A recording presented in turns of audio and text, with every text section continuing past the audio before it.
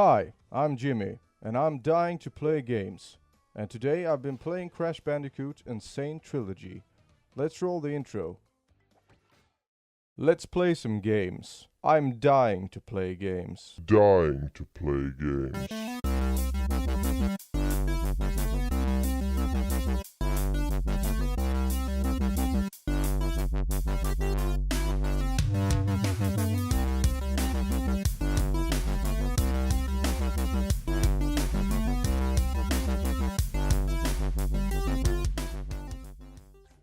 So, let's start right away by saying that this is not just an HD remaster of the classic PlayStation trilogy.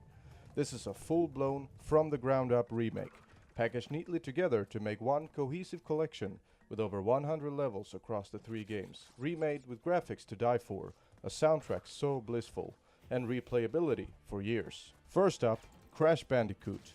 Definitely the most challenging of the bunch. This game is hard. Very unforgiving a lot of the times, but still amazingly fun to play. Now, I grew up with these games on the original PlayStation, so I can easily get into it. I just hope that today's generation of new gamers will be able to do so as well. Because you don't want to miss out on the treats given here. There's so much gaming history to dig up and rediscover, so many hours of joy to be had. Anyway, back to the game. The first of the trilogy aptly introduces you to Crash Bandicoot himself, adventuring through levels both diverse and experimental, travel through lush jungles, giant wooden fortresses, and ride hogs across the islands that make up the overworld. After completing a set of levels, there are boss fights, where you'll fight odd and imaginative characters that actually don't put up much of a fight. But that doesn't matter, the levels make up for that. I can't even begin to count the times I've replayed some of the hog riding levels, or the upstream journeys among the flesh-eating plants and slippery logs. I'm trying to do just a quick first play kind of video, so let's move on to the second game of the trilogy, Crash Bandicoot 2 Cortex Strikes Back. Here it gets a little bit easier, I guess. The levels aren't quite as difficult as in the first game, but they are still quite a handful. The environments are more varied, with snow and ice levels adding the challenge of sliding across floors and trying to not slide into open crevices. The bosses are even more imaginative, with a cast of characters like from someone's drunk imagination. Instead of the island as an overworld, you get a set of warp rooms to select your levels from. Basically, this is a great sequel that has everything a sequel needs. Upgraded powers, more levels, more character, and a great continuation of the story. Next up, the third game in the series, Crash Bandicoot Warped. This is the one I've played the most in my childhood years. I remember beating the game several times and loving it. But that's just the thing with this one.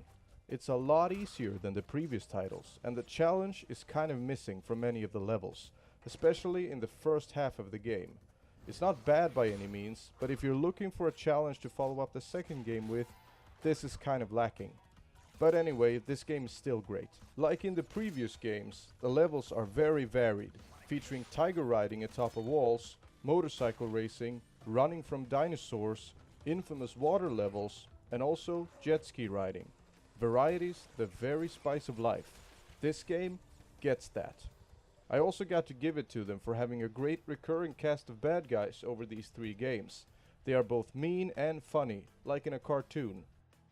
Overall, like I mentioned, this collection is great. The soundtrack alone brings back many fond memories, and the gameplay does the legacy justice. Also, playing through all these beautiful levels feels like you're in a Disney movie, with environments from all over the world, including Egyptian temples, tropical islands, polar ice caves, and desert roads. If I had to pick out some minor setbacks, it would be the long load times, and that the platforming is kind of off sometimes because the games are in 3D. But other than that, Crash Bandicoot N'Sane Trilogy is sure to bring you hours of fun and maybe, like for me, some nostalgic gaming joy to relive. This was not a complete review, by the way. This was just a collection of my thoughts after playing the game for a couple of hours. I hope to do more of these in the future, so please like, comment, and subscribe to make that happen. There might even be another video coming next week, so stay tuned for that. Anyway, thanks for watching. I hope to see you all again soon.